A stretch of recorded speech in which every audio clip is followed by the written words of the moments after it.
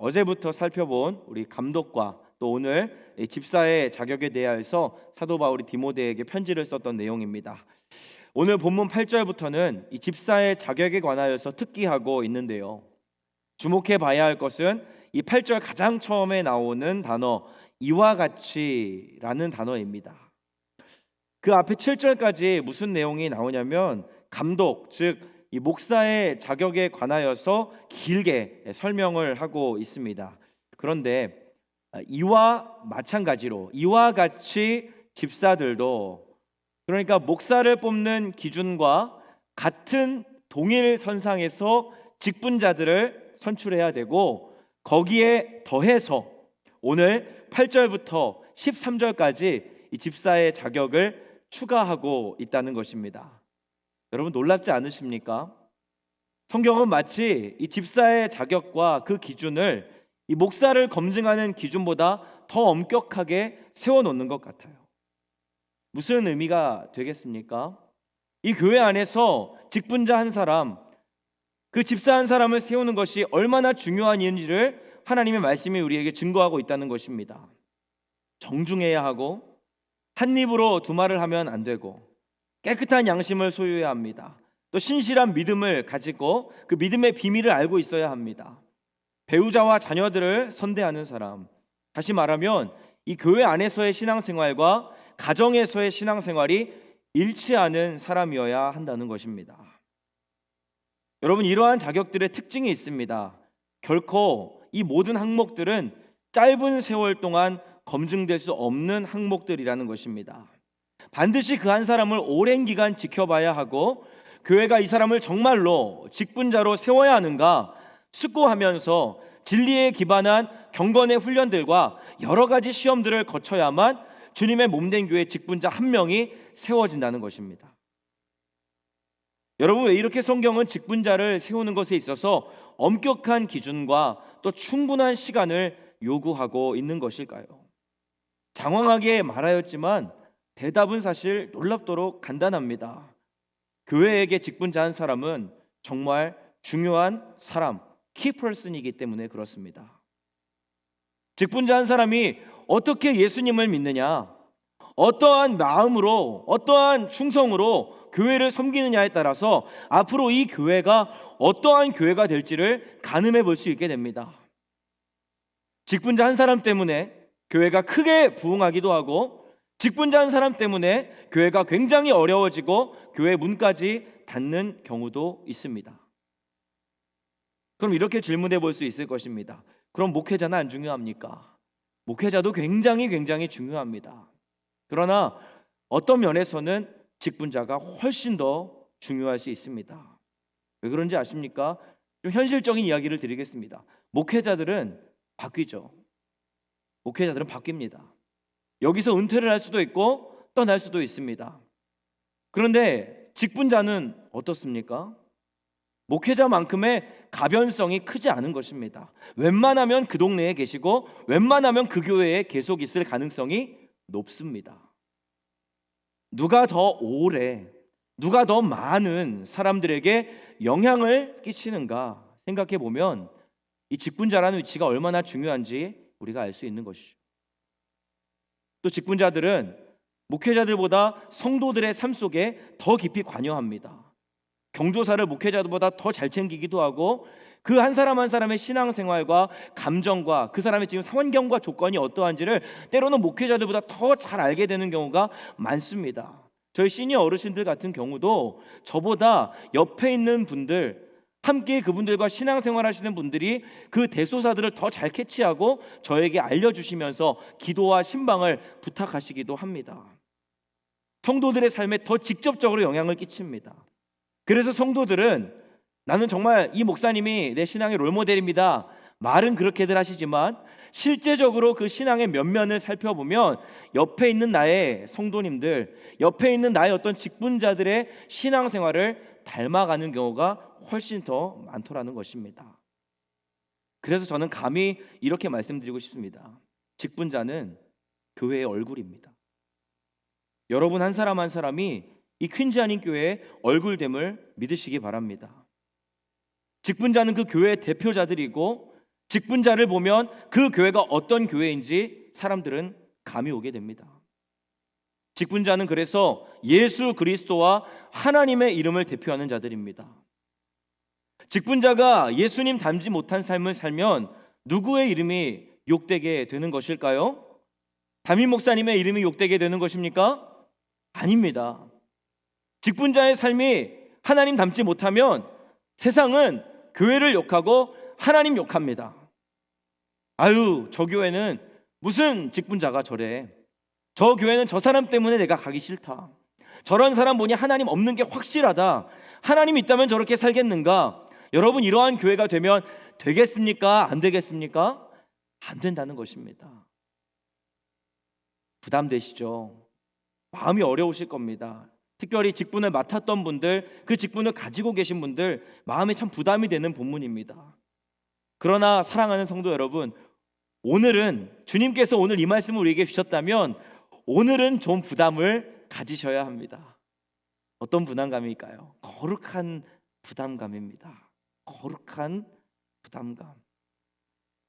나로 인해서 교회와 하나님의 나라가 멈추어 서지 않도록, 혹시라도 나의 이 불순종과 무책임함 때문에 주님 나라의 그 복음 전파가 방해받지 않도록 이 거룩한 부담감이 절실히 요청되는 시대가 우리가 살아가는 시대가 아닌지 생각해 보기 원하는 것입니다. 인간은 예수님을 보지 못합니다. 그런데 우리를 통해서 세상은, 사람들은 예수님을 봅니다. 보이지 않는데 예수님이 보여지는 것이. 직분자뿐만이 아닙니다. 집안에 예수 믿는 사람이 만약에 나 하나라면 우리 가족 모두는 나를 통해서 예수님을 봅니다. 불신 가족들이 따로 유튜브를 틀어서 사형리를 탐구하고 교회 예배를 찾아보지 않습니다. 절대로 그렇지 않습니다. 나로 인해서 예수님을 봅니다. 나 한 사람을 통해서 예수님이 어떠한 분이신가를 발견하게 되는 것입니다. 내가 집안에서 예수님처럼 살지 못하면 그 가족들 절대 예수님 믿지 않습니다. 왜 그렇습니까? 예수님 믿어도 다 저러는구나, 저렇게 살아가는구나 라고 생각하기 때문입니다. 직장에서도 그렇고 사회에서도 마찬가지입니다. 우리 한 사람의 영향력이라는 것이 한 사람을 살리기도 하고 진리의 길로 인도하기도 하고 죽이거나 의의 길이 아닌 불의의 길로, 죄악의 길로 그들을 인도할 수도 있다는 이 어마어마한 영향력이 우리에게 있다는 사실을 분명히 기억해야 합니다. 모델하우스 아시죠? 이 집에 들어가면 이러한 삶을 살겠구나, 이 집에 들어가면 내가 이러한 감정, 이러한 상태를 경험하겠구나, 모델하우스를 보면서 그 집을 입주할지 말지 결정합니다. 여러분, 주님은 저와 여러분을 이 땅에 하나님 나라 모델하우스로 부르신 줄로 믿습니다. 우리와 교제하는 사람들이 우리를 통해서 천국을 경험해 보는 것입니다. 교회를 경험해 보는 것입니다. 저 사람과 함께 교제하는 것이 교회에서 신앙생활하는 것의 간접적인 체험판이겠구나 라고 생각을 하면서 우리와 교제를 합니다. 그런 말은 하지 않겠죠. 그러나 우리와 함께 교제하면서 그 모든 사람들은 그 모든 면면을 평가하는 것입니다. 우리는 주님의 모델하우스입니다. 이 모델로서의 삶을 잘 살아낸 집사들이 여러 명 있지만 이 성경에 등장하는 딱 한 가정만 소개하고 말씀을 마치려 합니다. 사도 바울의 동역자인 브리스길라와 아굴라 부부입니다. 바울은 이 부부를 고린도에서 만났습니다. 1년 6개월을 함께 바울 사도와 지내면서 이 사도가 하나님의 말씀을 가르칠 때 그 말씀을 듣고 변화를 받아 주님과 주님 나라 복음을 위해서 주님의 교회를 섬기고 주님이 세우신 그 사역자를 섬기기로 헌신을 결단했습니다. 이들 부부는 바울이 가는 곳이면 어디라도 함께 동행합니다. 함께 가서 그의 사역을 돕고 자기들의 집까지 교회로 헌당할 만큼 충성스러운 신앙을 소유했음을 사도행전과 고린도 서신 곳곳에서 우리는 발견할 수 있습니다. 그러기에 바울은 로마서 16장 3절에서 브리스길라와 아굴라 집사 부부를 이렇게 소개합니다. 그리스도 예수 안에서 나의 동역자들이다. 이어지는 4절에 이 집사 부부는 그들은 내 목숨을 위하여, 바울의 목숨, 목회자의 목숨을 위하여 자기들의 목까지도 내놓았나니 나뿐 아니라 이방인의 모든 교회도 그들에게 감사하느니라. 충격적입니다. 주의 종을 위하여, 주의 몸된 교회를 위하여 자기 목도 내어놓을 수 있는 직분자, 언제 어디에서 바울이 생명의 위험 당했는지는 알지 못하지만 그곳이 어디든 그 집사 부부에게는 상관이 없었습니다. 언제라도 어디라도 바울과 함께하며 자기 목을 내어놓을 준비가 되어 있는 사람들이 있었습니다. 그래서 이방인의 모든 교회, 주님을 잘 알지 못했던 자들도, 세상도 이 교회와 이 집사 가정을, 그들의 믿음과 충성을 주목하고 그로 말미암아 하나님께 감사하며 영광을 올려드렸다는 것입니다. 그렇기에 이 바울의 선교 사역이 그렇게 힘을 얻어 뻗어나갈 수 있지 않았을까? 그래서 예수 그리스도의 이 피 묻은 복음의 능력이 흥왕하였고 믿는 자의 수가 더해지는 부흥의 역사가 일어나지 않았는가 생각해 보게 됩니다. 주 안에 사랑하는 성도 여러분, 이제 말씀을 맺으려 합니다. 오늘 본문 13절에서 바울은 이와 같이 직분자들을 격려하고 있습니다. 집사의 직분을 잘한 자들은 아름다운 지위와 그리스도 예수 안에 있는 믿음의 큰 담력을 얻느니라. 아까 말씀드린 대로 직분자는 좋든 싫든 그 교회의 얼굴입니다. 그 교회에서 영향력을 행사합니다. 그러한 지위와 그러한 위치를 소유하게 되는데, 직분을 잘 수행한 이들은 그냥 위치만 지위만 갖는 것이 아니라 주님께서 그 지위를 아름답게 해주신답니다. 그들이 그 자리에 있는 것을 사람들이 보면 너무 좋다, 너무 감사하다, 저 사람이 저기 있으니까 안심이 되고 걱정이 없다 라고 말하는 아름다운 지위를 그에게 부여하신다는 거예요. 그들로 말미암아 그들이 그 직분을 잘 수행하면 예수님의 이름이 높아지고 교회는 칭찬과 존영을 얻게 되고 좋은 소문이 나고, 그러면 하나님의 영광이 드러나게 된다는 것입니다. 여러분, 신자의 인생에 이보다 더 보람 있는 일은 없을 것입니다. 나로 말미암아 주님이 영광 받으시고 주님의 몸된 교회가 이 땅 가운데서 칭찬과 존영을 얻는 것, 이것만큼 신자에게 더 복된 삶의 보람은 없습니다. 믿음의 큰 담력입니다. 나로 인해서 이 주의 몸된 교회가 아름답게 세워지는 것을, 흥왕하고 부흥하고 견고하게 세워지는 것을 보게 되는 자에게 세상 무엇이 두렵겠습니까?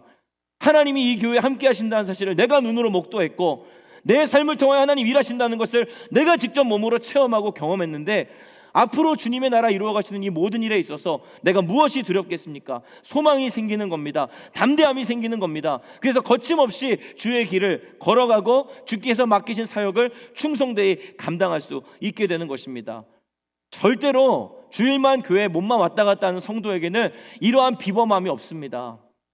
여러분, 평범한 성도 말고 비범한 성도 되시기를 주님의 이름으로 축복합니다.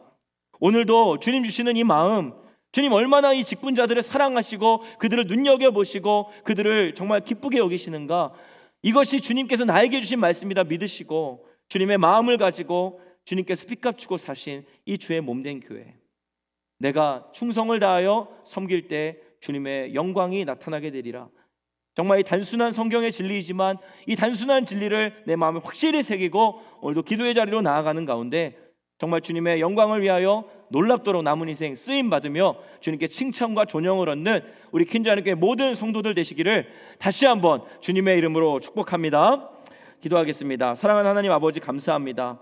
주님의 몸된 퀸즈하나님교회 이 아름다운 공동체에 예수님을 닮은 아름다운 직분자들이 차고 넘치는 은혜를 허락하여 주시옵소서. 우리 사랑하는 직분자들에게 주님의 성령을 부어주시고 은혜를 차고 넘치게 채워주셔서 이 어두운 시대의 파고 속에서 움츠러들거나 뒤로 물러서지 않게 하시고 이 교회의 일꾼들을 세우시고 그들을 복음의 일꾼답게 만들어 가시마 약속했던 주님을 믿음으로 바라보며 충성되이 달려나갈 수 있는, 그리하여 아름다운 지위와 믿음의 담력을 소유하는 우리 퀸즈하나님께 모든 주의 권속들 되게 하여 주옵소서. 이 새벽 그렇게 일하여 주실 주님께 찬양과 감사를 올려드리며 우리 구주 예수 그리스도를 받들어 기도하옵나이다. 아멘.